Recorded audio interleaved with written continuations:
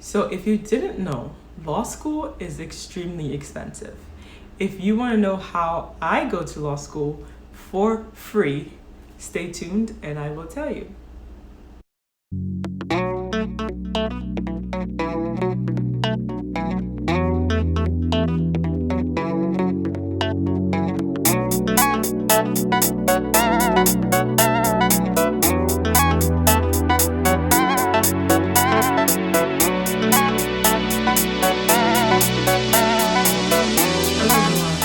Welcome back to my channel. If you are new here, welcome. There's lots of fun to be had here. If you are returning, thank you for coming back.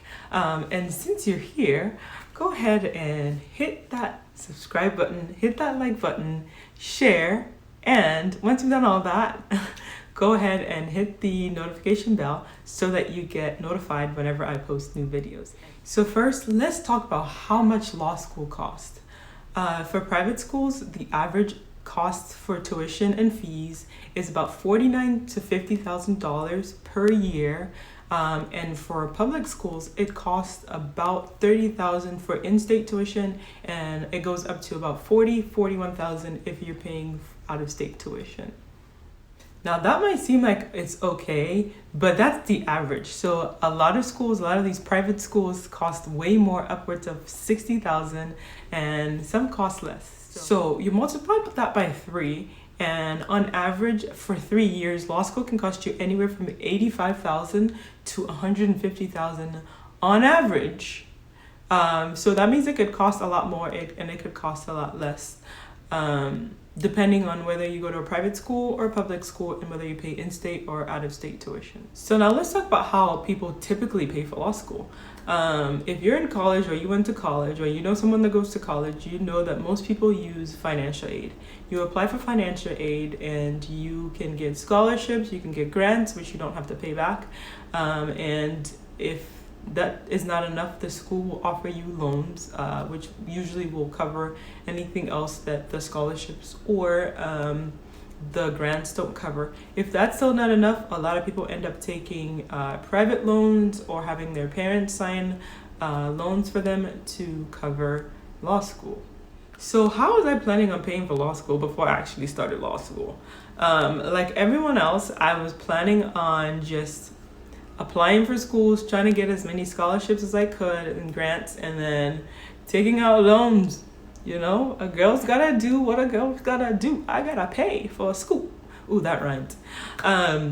Yeah, so that was what I was planning on doing. My dad said he would pay for law school if I got into Harvard, which I didn't. Actually, I didn't even apply because I knew I wouldn't get in. But I don't go to Harvard, so yeah, he's not paying. So that brings me to how I currently go to law school for free. So far, I have currently gotten my tuition covered by a combination of the GI Bill and scholarships. So for law school, the higher your LSAT score and your GPA, the more scholarships you'll get, depending on the school that you select to go to. Now, quick disclaimer before we move on. When I say my fees are paid for, this only applies to tuition and fees. This does not include room and board. Scholarships usually only cover tuition and fees and doesn't cover room and board. So what is the GI Bill? The GI Bill is run by the Department of Veteran Affairs and it basically covers education benefits for anyone who was in the military, who was active duty, reserve, or guard who qualifies. And it basically covers your tuition for 4 years, and you can use it for undergrad or graduate school or vocational skills if that's what you decide to do. So to qualify for it, I basically had to serve 3 years in active duty, which I did. So when I separated, I had the full GI Bill. Now, the GI Bill works a little differently depending on if you go to a public school or a private school.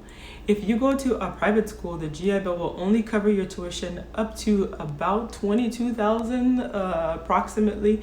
I believe it might be a little less, but not by too much. If you go to a state-funded school or a public school, then it will cover your full tuition no matter how much it costs.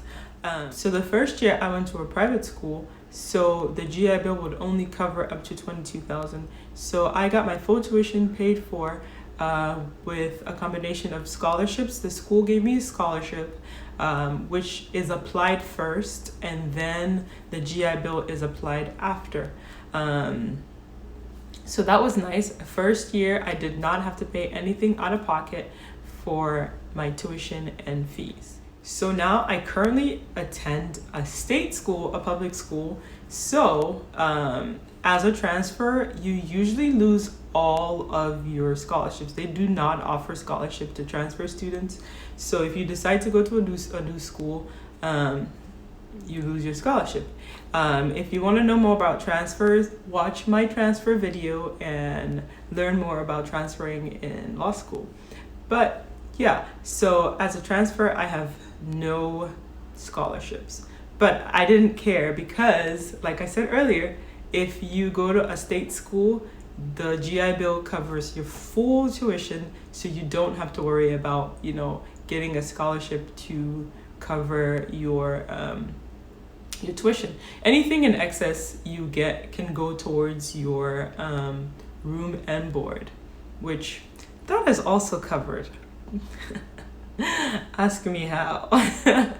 So yeah, that's basically how I go to law school for free. The GI Bill and scholarships.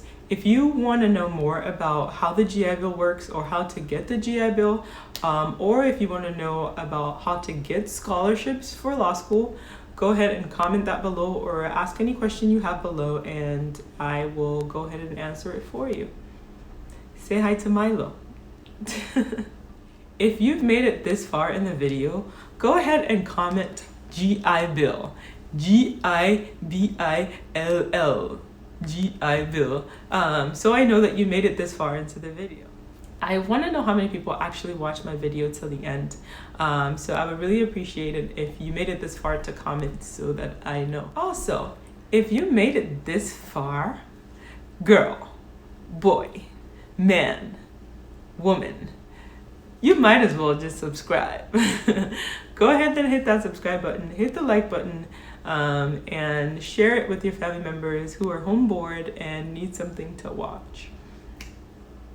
Thank you so much for watching, and I'll see you in the next one.